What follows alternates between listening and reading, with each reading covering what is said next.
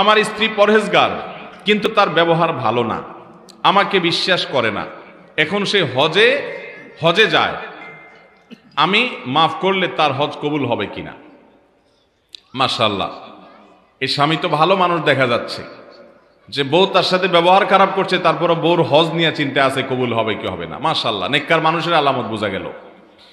শুনেন, নবী করিম সাল্লাল্লাহু আলাইহি সাল্লামের কাছে বলা হলো, হে আল্লাহ রাসূল, আমরা একটা লোককে চিনি, যেই লোকটা অনেক নফল নামাজ পড়ে, রোজা রাখে, অনেক ভালো ভালো কাজ করে, কিন্তু সে প্রতিবেশীর সাথে ব্যবহার খারাপ করে, প্রতিবেশীর সাথে সম্পর্ক খারাপ, প্রতিবেশীদের কষ্ট দেয়।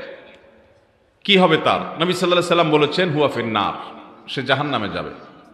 এরপরে বলা হলো, হে আল্লাহ রাসূল, আরেকজন আছে যে ফরজ নামাজটা পড়ে, হারাম গুনাহ থেকে, কাজগুলো থেকে বাঁচে, অতিরিক্ত নফল আমল করার সময় সে পায় না, কিন্তু তার প্রতিবেশীর হক আদায় করে, কেউ তার দ্বারা কষ্ট পায় না।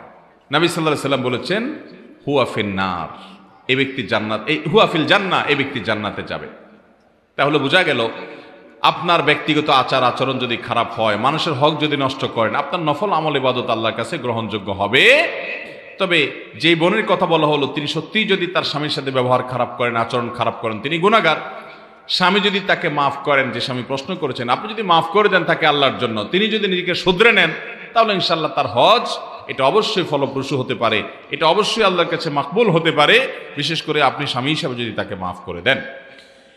স্বামী ও স্ত্রীর মাঝে ঝগড়ার কারণে স্বামী যদি স্ত্রীকে বলে, আমি তোমাকে বিদায় করে দিব, আমি তোমাকে রশি কেটে দেব, তুমি চলে যাও, এভাবে যদি বারবার বলতে থাকে, তাহলে তালাক হবে কিনা, স্বামী স্ত্রীর সম্পর্ক থাকবে কিনা, এখন স্ত্রীর করণীয় কি?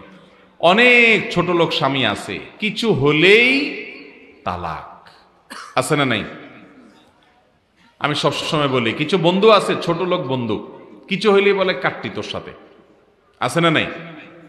চুন থেকে নুন খসলে বলে কি, বলছে যা তোর সাথে কাটতি।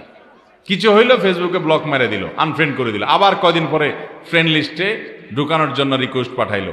এরকম হটমেজাজে মানুষ, কথায় কথায় গরম হয়ে যাওয়া, এরকম কিছু লোকের স্বভাব আছে না নাই? এটা কোনো ভালো স্বভাব না। কোন স্বামী যদি তার স্ত্রীকে এরকম কথায় কথায় তালাকের কথা বলে, সে নিকৃষ্ট স্বামী, কথায় কথায় তালাকের কথা বলা যাবে না। কিন্তু মাসআলার উত্তর হলো, যদি কেউ বলে আমি তোমাকে তালাক দেব, রশি কেটে দেব, অর্থাৎ এখন দেই নাই, দেব ভবিষ্যতে, এই দেব যদি বলে, তাতে তালাক হয় না। কিন্তু দেব বলার পরে যদি বলে দিলাম, তাহলে আবার তালাক হয়ে যাবে। অর্থাৎ অতীতকালীন ক্রিয়া এটা যদি বলে, তাহলে তালাক